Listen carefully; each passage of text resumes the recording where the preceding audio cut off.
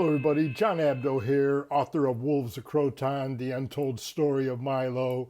You've seen this post a couple times recently, and I've been working on talking about other things about Milo of Croton, other than the fact that this man can carry a bull, and he was multiple-time Olympiad Wrestling Champion. So right now I want to dive into one of Milo's crowning achievements, which he was a revered military commander, and I'll explain everything that's on this particular post right here. I just want to get a little into the geography of everything, because I want to really show you where all this took place. For those of you who are familiar with world geography, this is the southern portion of Italy, right in this area right here, that's called Magna Graecia. You could see Croton and Sybaris right there within that circle. And this here is the Ionian Sea, the Tyrrhenian Sea, the Adriatic Sea, the Aegean Sea, as we go east into the Peloponnesus region of Greece, which is right in this area right here. This is the Peloponnesus region of Greece right there.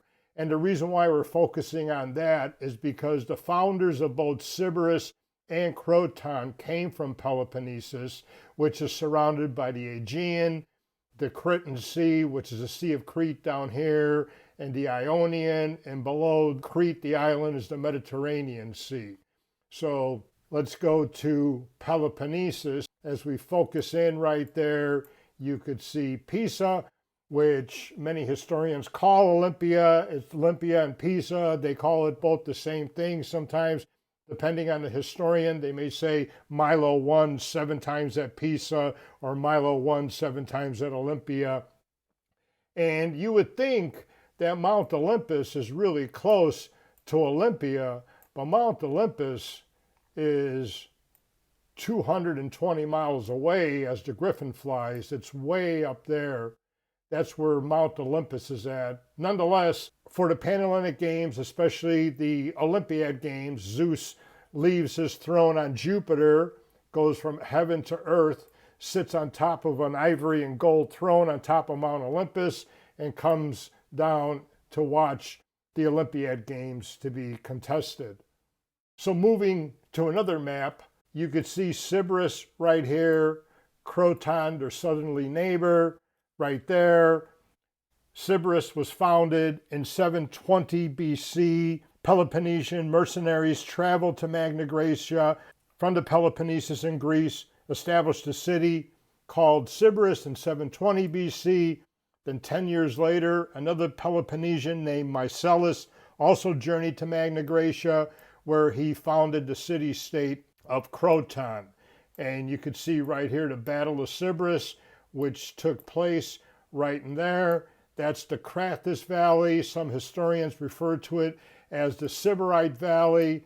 This right here is the River Traeis, and this here is the Crathis River. So it's between 2 rivers that come down from the Apennine mountain ranges right in there. So as the story goes, Milo diverted the river Crathis to flood the plains of the Sybaris and submerge Sybaris for eternity. And you could see even the historians wrote about the proximity. This is Strabo hundreds of years later. On account of its antiquity, Sybaris naturally held a preeminent place in the communities of the region, but its immediate southerly neighbor, Croton, a mere 200 stades separates them, was founded only a very short time afterwards. So on account of its antiquity, obviously Sybaris was there first. They had the preeminent place, but as you'll find out, the Sybarites got really lazy. They had so much abundance. They were overindulging in wine and alcoholism and chewing on blue lotus plants. And Croton came in, who is very ambitious, and they just took over the region, economically speaking, ideologically speaking, just from a worldwide standpoint. And I'll show you that in a second. But 200 stadia right here is approximately 25 miles. So This is where Croton is located, right here. And as you can see, Sybaris is only 25 miles away, and Croton just literally took over. So now, when Milo of Croton was born, this guy Teles, who was the son of the Sybarite leaders or rulers at the time, was growing up, became very jealous of Milo's father, then obviously Milo, and they call him the tyrant of Sybaris because he actually murdered his parents to usurp the Sybarite throne, to usurp his parents, to take over the city-state of Sybaris. And what the Sybarites are known for, I mentioned that they got super wealthy, super egotistical, and slothfulness, vainglory, gluttony, greed, wrath, despondency, jealousy, impiety, and lust. These are the tales that are told in one of the labors that Hercules had to appease himself with the king for penalties of crimes that he committed against the monstrous Lernaean Hydra, which are symbolic of the sins of the mind. Hercules had to not just decapitate, but cauterize all the heads of the Hydra, which are symbolic of these emotional, mental, psychological defects in humanity. And it's an interesting tale. When you think about it, you expunge these ideas in the hearts and minds of man, and we'll have peace and harmony around the world. So Croton became super popular, super ambitious, and obviously the attention was to Milo of Croton, to Pythagoras, the master seer, to Diotimus, Milo's father. Many references to Diotimus, mostly Diotimus, a great athlete himself, father to Milo, not much more than that, but they admitted, whoever wrote those historical quotes, that Diotimus was a great athlete. Great athletes, especially in the Greek world, were highly revered, highly favored, highly compensated. They also had the great physicians, Calophon and Democritus, and I put them together here because Democritus is the son of Calophon, great physicians and bone setters and anatomists, and they were in favor of kings and queens and archons from around the world, especially King Darius. We know about Timotheus. Timotheus is Milo's teammate. At the age of 19, he wrestled Milo in the 67th Olympiad Games in 512 BC. Speaking a little bit about Pythagoras, Pythagoras was the master seer. People just flocked to just look at him. Hopefully he would make eye contact with you. He was known to study astronomy and cosmology and mathematics and music and vibrations. He's seen the gods in everything. He was more of a holistic thinker and healer. Some people even said he was able to bilocate. And he got much of his wisdom right here at the Egyptian Mystery School of Wisdom, where he spent 22 years. The first 12 years were in complete silence. They said, you can't talk. You just listen to the ethers. You listen to what we're teaching you. And he became a master seer through that initiation process. Really a remarkable process. And many historians write about Pythagoras, who moved to Croton right before Milo's birth. We know Milo was a great athlete. Obviously, I'll show you the chronology in just a minute here, but Milo of Croton, a famous 6th century BC athlete, is undoubtedly the most celebrated sportsman of the ancient world. This quote is by Simonides, who literally was 3 years younger than Milo. Milo was born in 559 BC, Simonides was born in 556 BC. So you can imagine growing up with this guy. It's like, wow, there's a godman on planet Earth. I'm a writer, I'm a sophist, I'm a bard, I'm a storyteller, I'm a historian. I'm going to write about this guy. So Milo of Croton became very popular because obviously writers like Simonides and Pausanias and all the Herodotus just spent a lot of time writing about him. And getting back to King Darius, this is something that's really profound by Herodotus. As for Darius, the king of Persia, for the name of Milo the wrestler stood high with the king. And I've given many presentations on this, stood high with the king, That means that when you're in front of the king, most people knelt down, they didn't make eye contact, they bowed their heads, they may have kissed the floor or kissed his feet, but Milo was able to remain standing in front of the king, and King Darius admired Milo. King Darius invited Milo to his palace in Parsa, which the Greeks call Persepolis. So it was just a fantastic relationship. Another reason why the Sybarites and other people around the world, not everybody outside of Sybaris, was in favor of Milo of Croton, but Croton and Milo and Democritus and Caliphon, these two physicians right here, treated Persian generals and rulers, especially Megabyces, who's one of Darius's generals, and Darius himself, who broke an ankle in a hunting expedition, fell out of a chariot when he was shooting his bow at some boar or something like that, and Democritus healed his ankle. So Darius really admired Milo of Croton. So as time went on, and Milo was getting ready to compete for his 5th Olympiad Games, the propaganda that the Sybarites were putting around the grounds at Olympia, it's like, hey, why compete for this olive wreath that they put around your head? We're going to stage the Sybarite Games, and you will be favored with money and wine and lavish lifestyles, instead of a plant that they clip a branch off a tree and wrap around your head and dies within a week. So the Sybarite Games never were contested, but there is talk, much talk, of people that represented Sybaris, emissaries and envoys and propagandists and sophists, that were going around trying to coerce athletes and officials and sponsors to support the Sybarite Games, to supplant the Olympiad Games, because Milo was so dominant.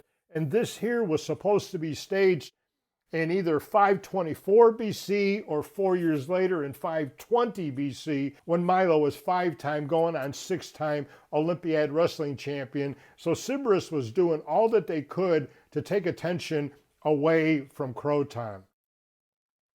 The people of Sybaris killed 30 members of a delegation from their neighbors of Croton. This is Plutarch.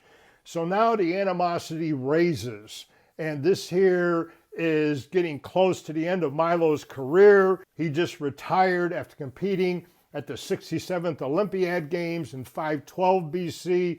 This here was quoted from probably around 511 BC, because the great battle took place in 510 BC.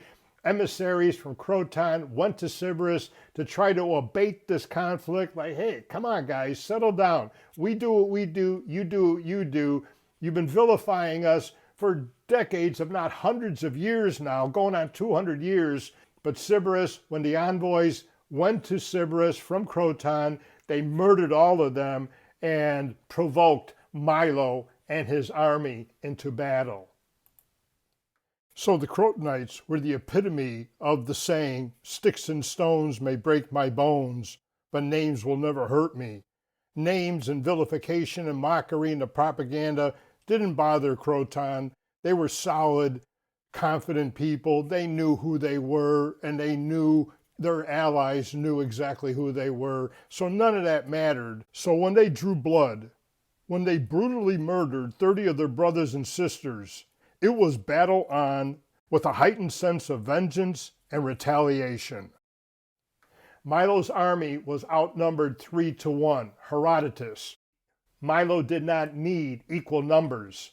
Milo can lift a bull. His teammates were the same. His teammates trained with Milo. Milo's army was comprised of athletes.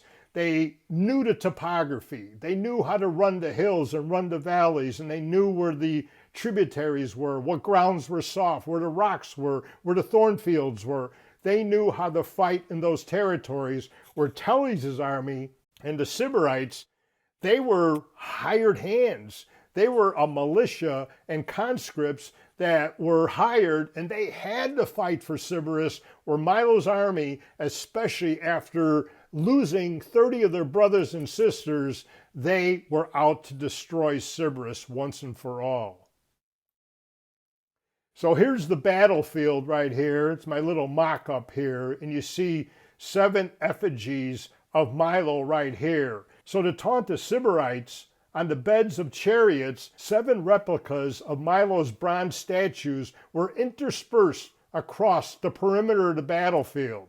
And as the sun beat on them, left shadows and reflections all over the battlefield as a reminder, hey guys, are you sure you want to fight Croton? Are you sure you want to fight an army led by a 7-time Olympiad Wrestling Champion, a multiple-time Pythian Games Champion, never once touching the dirt, never lost in nearly 30 years, 3 decades of complete dominance? So here's a prelude that I write in the book about the Battle of Sybaris, and there's much more to this, but it's a really rising section of the story. This is after Milo's wrestling career. He's a retired multiple-time world champion, and here it is.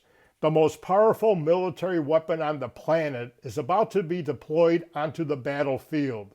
As never before in the history of mankind, never once defeated in 30 years, a Youth Games Wrestling Champion, 7 times Pythian Games Champion, 9 times Nemean Games Champion, 10 times Isthmian Games Champion, and the most illustrious of all, an unprecedented 7 times Olympiad Wrestling Champion, is authorized to command an army chiefly comprised of athletes. Milo's teammates were all on his team. You know, Timotheus was in that battle. He just wrestled Milo and shared the Olympiad title because Timotheus and Milo fought to a draw. So Timotheus and Milo were the reigning world Olympiad Wrestling Champions.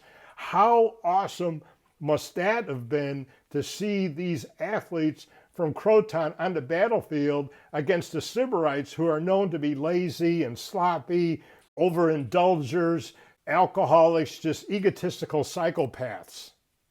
Milo led the charge against the Sybarites wearing his Olympiad crown draped in a lion skin. Okay, so in addition to the effigies that were interspersed across the battlefield, Milo, who had recently killed a lion with his bare hands, symbolic of Hercules killing a lion, but Hercules, let it be known, was a mythological character. Milo was a mortal character. He killed a lion and he goes into battle draped in a lion's skin with 7 effigies of his Olympiad wrestling titles interspersed throughout the battlefield. What an intimidating sight that must have been. In the book, I explain Otigos, who's a griffin vulture, he does much of the narrating. He's seen this battle from high above the battlefield as he hovered the sky, and he tells it exactly how Milo led the charge against the Sybarites. Sybaris was taken by the men of Croton, Herodotus. It says by the men of Croton, but I also believe women were in this battle as well. They had female equestrians, they had female bowwomen, they had female javelin throwers, they had female wrestlers. Everybody was fighting for Croton, who loved and respected Croton, or who were citizens capable of engaging in battle. And last but not least, the family members, namesakes, friends, teammates, and fellow cohorts of the murdered 30. So here's a chronology of Milo's life. He was born in 559 BC, 3 years before Simonides was born, which is 556 BC. So Simonides is the most accurate of the historians in my mind. By the age of 19 years later, obviously, he competed in the World Youth Games, which he won. And then for the 61st, 62nd, 63rd, 64th, 65th, 66th, and 67th Olympiad Games, he won. At the 67th Olympiad Games, he tied Timotheus, but nonetheless, he won a whole string of Olympiad events. Some historians say he only won 5. Simonides says he won 7. I'm going to stick with 7. It's more dramatic for the book.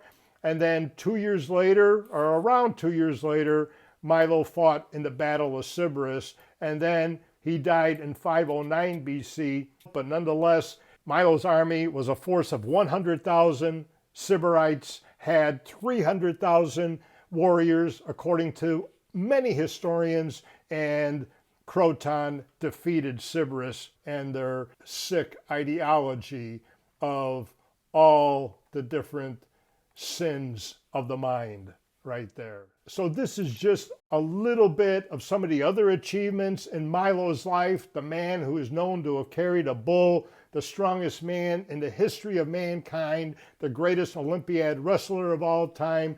Milo of Croton was also a revered military commander, saving his people from complete annihilation, motivating his people with the psyche that we are the ones who will defend this territory of Croton.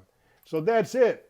I just wanted to get into the other aspects of Milo of Croton and why the book has grown to over 550 pages. People ask me, why did it get so big? We just wanted to read a story about a man who carried a bull, but there were so many backstories, especially in lieu of knowing that Milo fought in a great battle. He was outnumbered 3-1.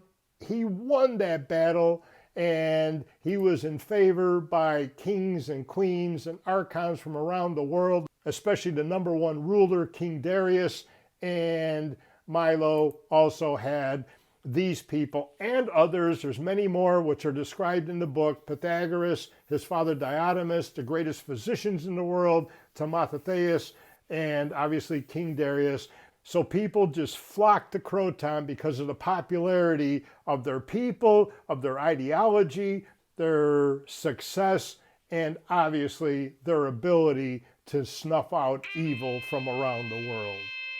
If you are enjoying this content, please like, follow, share, and subscribe, and I'll continue to bring you more fascinating information on Milo of Croton and other great mythological and mortal figures from antiquity. I'm John Abdo, thanking you for watching. Stay strong and healthy, and perhaps one day, thousands of years from now, people then will be remembering your name as well.